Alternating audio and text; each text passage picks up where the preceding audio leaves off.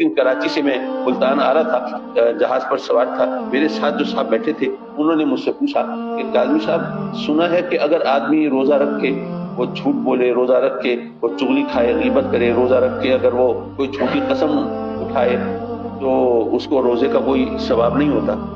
میں نے کہا کہ ہاں، یہ تو آقا کریم صلی اللہ علیہ وسلم نے ہمیں خود بتا دیا ہے کہ اللہ کو تمہارے بھوکا پیاسا رہنے کی کوئی ضرورت نہیں ہے۔ اگر تم اس کے احکام کی تعمیل نہ کرو، اگر روزے کا احترام نہ کرو، اگر تقوی کو اختیار نہ کرو، لعلکم تتقون، روزہ کیوں فرض کیا گیا؟ اس کا مقصد تو یہی تھا نا کہ تم متقی ہو جاؤ، اس تقوی حاصل کرو۔ تو اگر تم اس کے مقصد کو فراموش کر دیتے ہو تو اللہ کو تمہاری بھوک پیاس سے کوئی غرض نہیں ہے۔ کہنے لگے اچھا، اب قاضی صاحب مسئلہ یہ ہے کہ میں ایک بزنس مین ہوں، ایک دکاندار ہوں، تو اب ظاہر ہے کہ گاہک آتے ہیں، اب لوگوں کی عادت یہ ہے کہ وہ زیادہ سے زیادہ رعایت کرانا چاہتے ہیں، پھر ہمیں ان کے سامنے قسمیں کھانی پڑتی ہیں، جی جتنے دام آپ کہہ رہے ہیں اتنی تو میری قیمت خرید نہیں ہے، اب میں کیا کروں؟ تو اس طرح جھوٹی قسمیں کھا کے، جھوٹ بول کے، ادھر ادھر کی باتیں کر کے کسی طرح روزی کماتے ہیں، ورنہ تو ہمارے لیے مشکل ہو جائے۔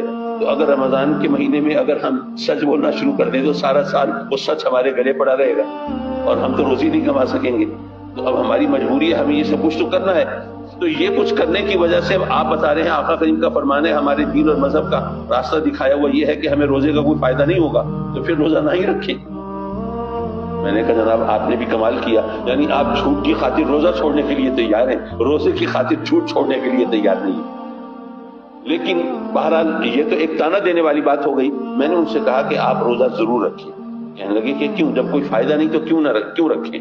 میں نے کہا وہ اس لیے کہ آپ ماشاءاللہ بزنس مین ہیں، آپ جانتے ہیں کہ نقصان سے بچنا بھی تو نفع ہے نا۔ تو آپ نے روزہ رکھا، چلیے ٹھیک ہے، آپ نے جھوٹی قسمیں بھی کھائیں، جھوٹ بھی بولا، یہ بھی کیا وہ بھی کیا، جس کی وجہ سے آپ کو روزے کا فائدہ نہیں ہوا۔ روزے کا فائدہ تو نہیں ہوا، لیکن روزہ چھوڑنے کا گناہ بھی تو نہیں ہوا، آپ اس نقصان سے بھی تو بچے رہے۔ اس لیے آپ روزہ رکھ لیا کریں، کیا پتہ رب کائنات آپ کو توفیق دے دے کب آپ روزے کی خاطر یہ چیزیں چھوڑنے کے لیے تیار ہو جائیں۔